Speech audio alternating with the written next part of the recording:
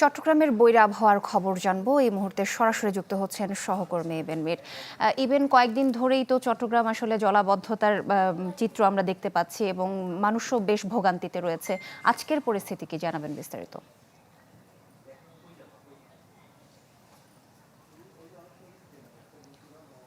এই মুহূর্তে আমি আছি বাঁশখালীর গুনাগুড়ি এলাকায়। সেখানকার যে পরিস্থিতি, অর্থাৎ আমি একেবারে রাস্তার ধারে, অর্থাৎ যে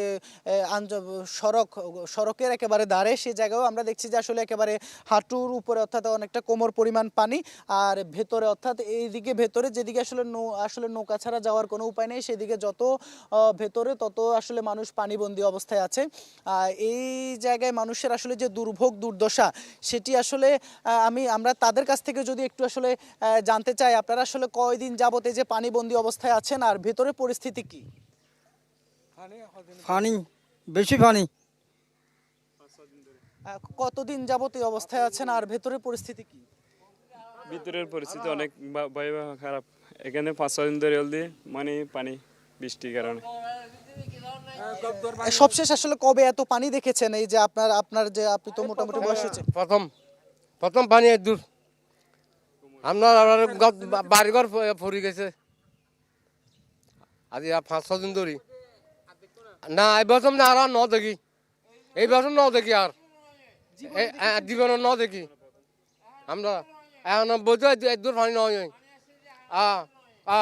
এখন 90 পানিতে নয়। আপনার বাড়ির কি অবস্থা? ভেতরে কি পরিমাণ মানুষ আসলে আটকা পড়েছে? আমার বাড়ি ভাঙে চলে গেছে। আমাদের বাড়ি ভাঙে চলে গেছে মেট্টাঘর। এখন আমার দাদার এখানে কি গ্যাস মনে হয় একটু গ্যাস আছে তলে ভাঙে। হ্যাঁ, হালিয়া ফায়ার ব্রিগেড মানুষ এসে এটা কি কিছু আচ্ছা, আপনার বয়স তো হয়েছে, জীবনে এই পরিমাণ পানি আসলে সবশেষ কবে দেখেছে? দেখিনি আমার জীবনে, আমার 70 চলতে এখন জীবনে দেখিনি, আমার জীবনে দেখিনি। এখানে বলতে এরমে পানি নয়, এখানে তুও না তো এরমে পানি নয়। ভেতরে পরিস্থিতি কেমন? ভেতরে পানি এইটা তো আর বেশি বেশি গড় দেওয়ার এই আর যাও না, এই কে যাও না, আর বেশা বেশি কাজ করবা আনবে জায়গায়। ত্রাণ সহায়তা পেয়েছেন? কোনো সহায়তা পেয়েছেন? না না, কোনো মানুষ এই আপনারা দেখছি, আর কোনো মানুষ দেখিনি, আর কোনো মানুষ দেখা যায়নি। খাবার দাবার আসলে কিভাবে চলছে? আপনারা যারা এখানকার মানুষ আছেন, পানিবন্দী অবস্থা আছে, আপনাদের খাবার দাবার কিভাবে চলছে? এখন আমি তো আসছি শহর থেকে, এখন গিয়ে বুঝতে পারবো আর কি। তবে মানুষের করুণ অবস্থা যেটা বুঝতেছি, এরকম পানিতে আমার জীবনে আমার 91 সালে 29 এপ্রিল যে ঘূর্ণিঝড়টা সাইক্লোনটা হয়েছিল, ওটাতে এখানে পানি এরকম হয়নি। এবারে তো ভয়াবহ। আমি এসে শহর থেকে নেমে দেখতেছি যে এই রোড দিয়ে কোনো সময় পানি ওঠেনি, বুঝছেন? তো মানুষের অবস্থা খুব একটা ভালো না। যাদের মাটির গট্টর আছে এরা বোধহয় ঘরগুলো ঠিক করে। আমরা যদি একটু ঘরের দৃশ্যগুলো দেখাই, যদিও এটি একেবারেই এই জায়গাটি হচ্ছে সড়ক, যেহেতু সড়কের কাছাকাছি, যার কারণে এটি অনেকটা উঁচু। তারপরও আসলে সেই জায়গার পরিস্থিতি, যেটি আসলে মানুষ কিভাবে পানিবন্দী অবস্থায় আছে, সে দৃশ্য আসলে দেখছেন যে আসলে ছোট শিশু থেকে শুরু করে বৃদ্ধ সবাই আসলে ঘরবন্দি হয়ে পড়েছেন।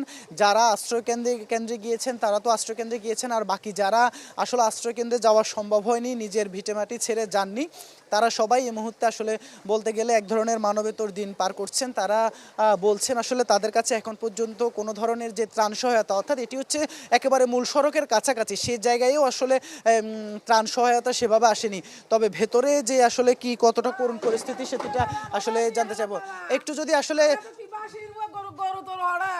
আরা কষ্ট হইবার না, আরা পানিত বাসি রাজব 3 দিন কেন আরা কি হাই থাকি গ্যাস থাকি চুলা তুলা বেগিন গিয়ে গরু হাড়া রান্না বর্গার ভিতর গরু ঢুকা রাখি, গৌরা ভিতর এক গলা পানি আরা হঠাৎ যাইমা বাজে বেড়া এরিমা অবস্থা। আরা বুদ্ধির আমল না দেখে আর উড়াত কদি পানি নয়, এই উড়ান ডুবি গৌরা ডুবি বড় রান্নাঘর ভিতর পানি হয়ে ডুবি বরে গরু রইয়ের দিনে মানে গান গরু আর কষ্ট হইবার না তারা।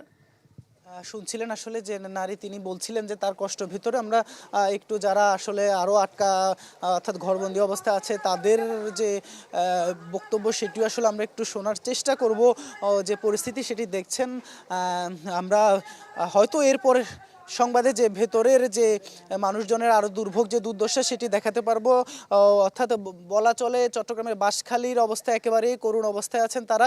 এছাড়া সাতকানিয়া সহ পুরো জায়গা অর্থাৎ পুরো চট্টগ্রাম এই মুহূর্তে যে পানির তলে তলিয়ে আছে বলা চলে। এই মুহূর্তে যে মানবিক সহায়তা সেটি যেমন প্রয়োজন, পাশাপাশি এই যে একটি সমন্বিত পরিকল্পনার মাধ্যমে যেন এই মানুষগুলোকে যেন আসলে অন্তত এই মুহূর্তে একটু মানবিক সহায়তা দেওয়া যায়।